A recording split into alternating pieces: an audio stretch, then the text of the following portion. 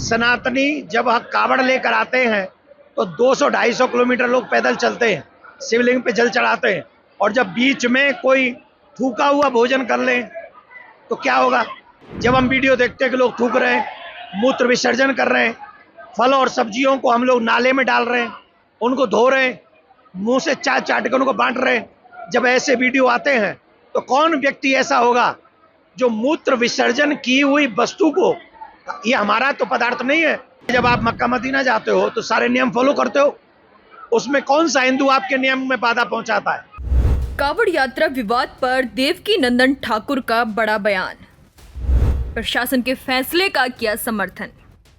सावन के पहले दिन 22 जुलाई से कावड़ यात्रा शुरू होने जा रही है। यूपी में इसे लेकर सरकार के आदेश के बाद विवाद छिड़ गया है। राज्य सरकार ने कावड़ मार्ग पर होटल और ढाबे मालिकों को नेम प्लेट लगाने का आदेश दिया है। कथावाचक देवकीनंदन ठाकुर ने प्रशासन के इस फैसले का समर्थन किया। उन्होंने कहा, यूपी की योगी सरकार इस बार कावड़ लाने वाले श्रद्धालुओं का खास ध्यान रख रही है, उन पर पुष्प वर्षा कर रही है और कौन व्यक्ति उन्हें नाम बदलकर भोजन परोस रहा है उस पर भी ध्यान दिया जा रहा है। कावड़ लाना एक तपस्या है, ये कोई साधारण विषय नहीं है। श्रद्धालु कई किलोमीटर नंगे पांव चलकर गंगा जल लाकर शिवजी पर चढ़ाते हैं।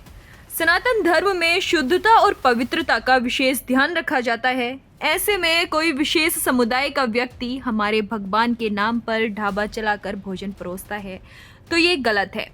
उनकी और हमारी खाने की क्रिया अलग है, इसलिए बताना सही है कि कौन व्यक्ति ढाबा और होटल का संचालन कर रहा है।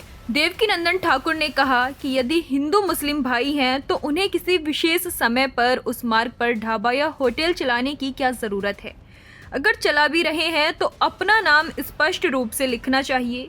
मक्का मदीना में भी मुस्लिम लोगों को बहुत ध्यान रखना पड़ता है। जब मक्का जाने पर ध्यान रखा जा सकता है तो कावड़ के समय क्यों नहीं। उन्होंने कहा, जो लोग इस मामले पर राजनीति कर रहे हैं, मेरा उनसे निवेदन है कि एक बार कई किलोमीटर पैदल चलकर कावड़ लेने जाइए। इसके बाद आपको पता चलेगा कि कावड़ लाने में किन किन चीजों का ध्यान रखा जाता है। देवकीनंदन ने कावड़ियों से यात्रा के दौरान घर से प्रसाद ले जाने की भी अपील की है। उन्होंने कहा, कावड़ यात्रा के दौरान घर से प्रसाद लेकर आएं या सिर्फ सनातनी व्यक्ति के ढाबे और होटल पर ही भोजन करें। योगी सरकार ने जो आदेश दिया है वो जायज है। सनातनी जब कावड़ लेकर आते हैं तो 200-250 किलोमीटर लोग पैदल चलते हैं, शिवलिंग पे जल चढ़ाते हैं। और जब बीच में कोई थूका हुआ भोजन कर लें तो क्या होगा? पहली बात तो ये जरूरत कहाँ पड़ी?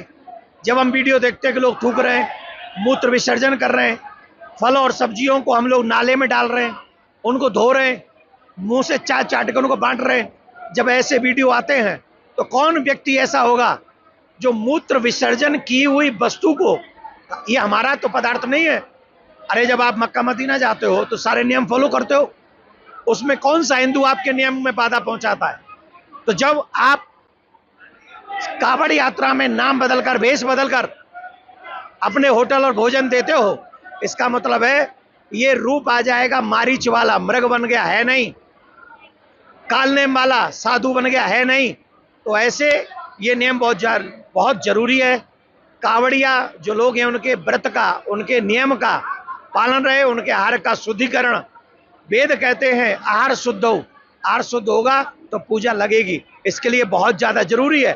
और जो लोग इस पर राजनीति कर रहे हैं उनसे हमारा आग्रह है, आप भारत में राजनीति कर रहे हैं, आप हिंदुओं के खिलाफ मत बोलिए। आप जिनको तकलीफ है ना, एक बार कावड़ लेके आओ और कावड़ लाने के विधान को समझो, नियम को समझो, तो तुम्हें अपने आप पता चल जाएगा। कभी भी सनातनी लोगों का विरोध नहीं करना चाहिए, क्योंकि सनातनी किसी का विरोध नहीं करते।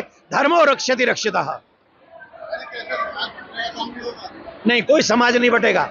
हमारे भगवान को पूजे ना, वो जो भगवान के नाम से ढाबा खोल लेते उस भगवान की पूजा करें, उन भगवान के नाम का जाप करें। वो तो नहीं करते। सिर्फ होटल का बिक्री बिक सके, बढ़ सके, इसके लिए वो होटल पे देवी देवताओं का नाम रख लेते। तो ये नहीं है, ये अनुचित है। मारीच न बने, कालनेम न बने। अपने धर्म का पालन आप करिए और हमें हमारे धर्म का पालन करने दीजिए।